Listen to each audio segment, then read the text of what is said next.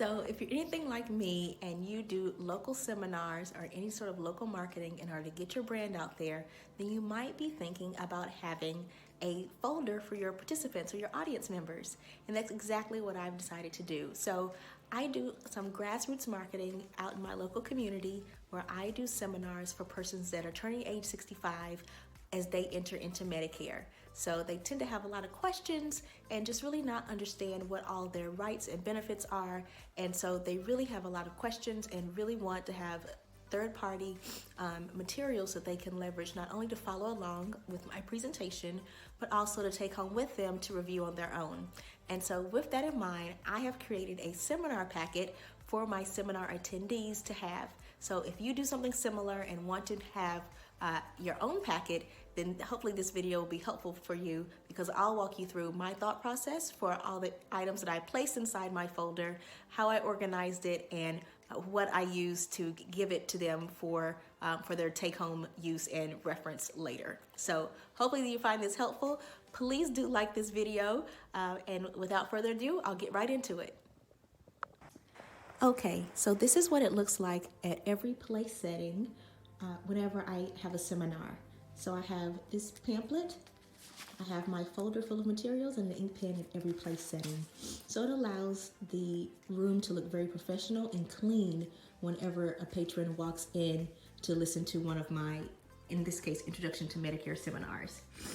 But depending on what I'm discussing, I will have a different contents or main pamphlet. But for this conversation, it's just a little bit easier to talk about my Medicare seminar because I have the most content for this one and the information is most readily available. So in this case, a lot of this documentation I found from the Center for Medicare and Medicaid Services, as you can see here. So in this case, because this is a government-sponsored program, using the government-sponsored materials and even the materials that they place out, it gives a lot of credibility and it gives a lot of authority because I'm giving them information directly from the source. So this isn't something that I have regurgitated or summarized. This is straight from the source. So that makes it very, very credible. So whenever I'm giving my conversation, my seminar, I walk through this particular document. Medicare Advantage plans are quite common in my area, and regardless, on one of the earlier pages here, it walks through both two main options that Medicare beneficiaries have, which is either an Advantage plan or a Medicare supplement.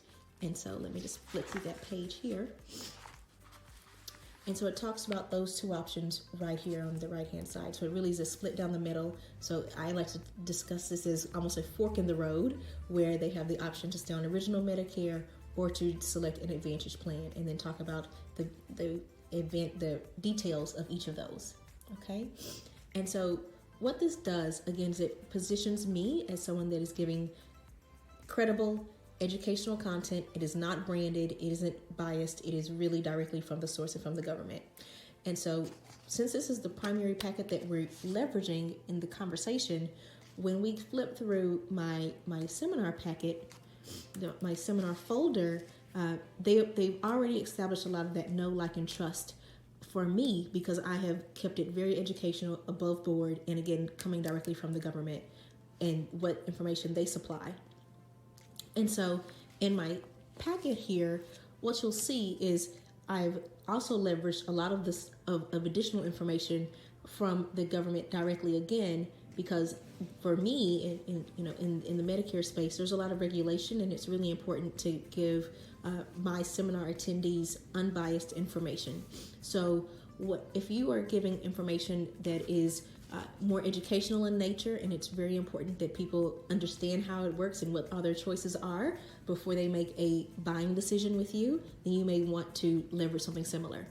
So with that said, on the left-hand side of my folder here, I tend to place my business card here. I don't know if you can see, but there's some slots here. Let me see if I can get the camera to see. There's some slots here where you can place your business card. So I'll place my business card here in those slots, or just staple it here in this folder, so that if they are interested later, they can they have my contact information there.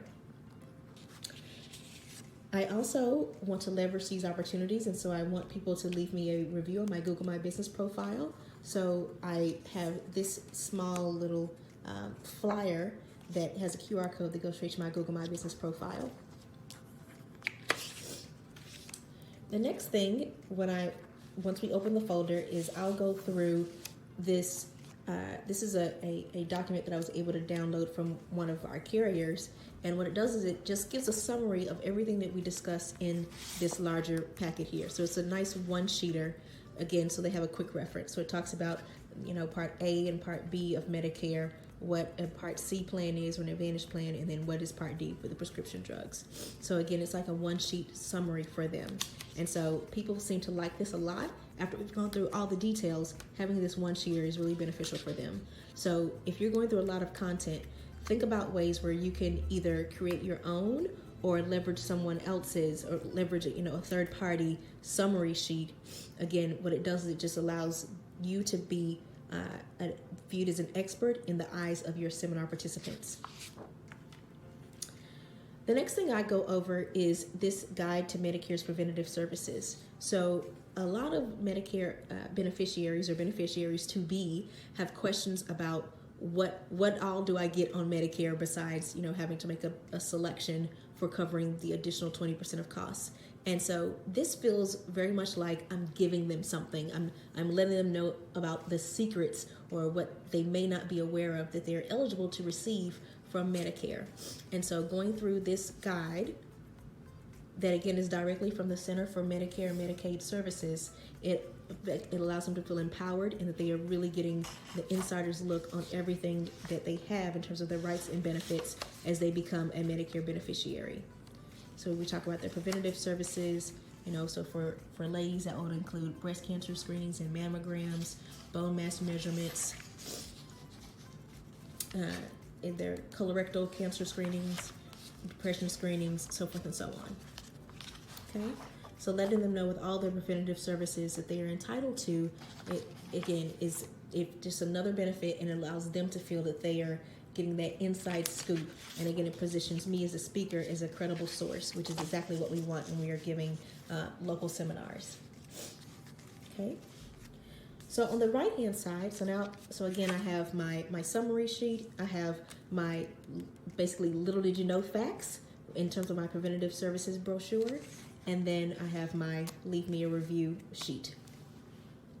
On the right-hand side, I have a small flyer that in this case is discussing Medicare has a diabetes prevention program.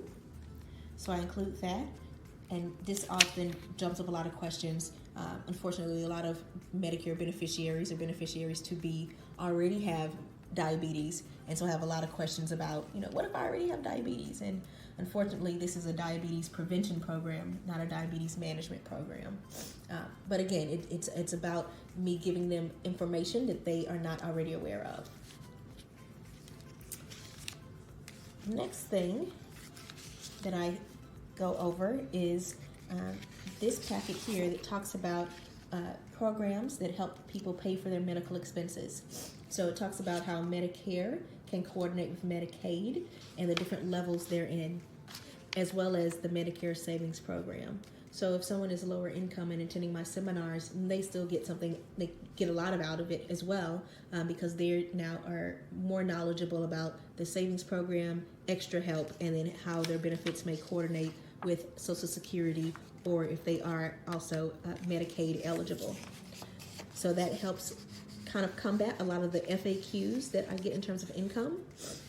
And then as we go through how these plans work, again, when we overview it here, this particular pamphlet talks about Advantage plans because they're a little bit more, there's a little bit more to it than if the person decides to take a Medicare supplement. And so a lot of times people are like, well, the Advantage plan sounds good, but they are also aware that they come with copays. So typically once they start to leverage their plan, they would incur a copay.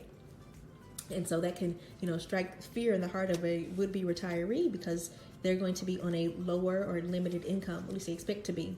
So I also include some brochures for them to review. I can't discuss these plans unless the person explicitly gives me permission. In the Medicare space, there's something called a permission to contact.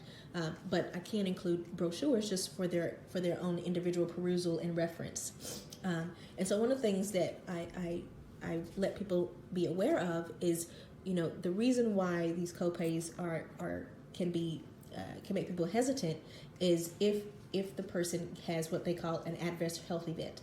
So an adverse health event as you get older tends to be either having cancer, have a heart attack, have a stroke, or getting admitted to the hospital. So, and as you get older, if you have either relatives or yourself, you're older, or a more mature adult, then you would agree that your friends and family members tend to go to the hospital more often, or hearing about instances of cancer, heart attack, or strokes tend to become more frequent as a person gets older. And so having information to answer those questions as they say, this is something that's in the back of my mind, I'm concerned about. Under what circumstances are my concerns founded? So I answer that question directly. So I'm concerned about these copays. They make me wiggle in my boots. Is this something I should be concerned about? So I answer it directly. Yes, it is, and here's why. And it's not a boy that's crying wolf. It's under these specific circumstances. Yes, that is an actual concern. So if cancer, heart attacks, or strokes run in your family, then yes, that's something that you may want to have savings for, so that in the event that happened to you, you were able to mitigate that. And of course, even persons that are not yet Medicare eligible tend to have a hospital indemnity plan. If you've heard of AFLAC or something like that, that has really made these plans quite popular. And so just explaining how these plans work and under what circumstances their concerns are founded and how to mitigate them, again, it just allows the people to feel very much empowered so that they can self-serve and really make decisions on their own about what it is they want to be, about what they may want to purchase for their own package of future protection.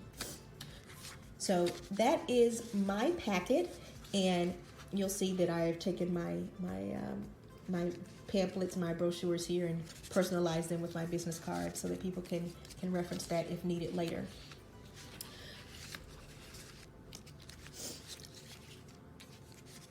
So going forward, I get a lot of compliments on the contents of my seminar packets. People really love all the items and information that I include, how well it's presented, and just how helpful it is for them to make their decision going forward. So if you are providing seminars that are educational in content to your audience or to your local community, you may want to consider leveraging content information directly from a third-party resource or whoever that governing body is that publishes information about whatever products and services it is that you provide. So in my case, since I'm giving a Medicare Introduction to Medicare seminar, then providing information directly from the Centers for Medicare and Medicaid Services provides a lot of credibility to my audience members. And so you may want to use something similar.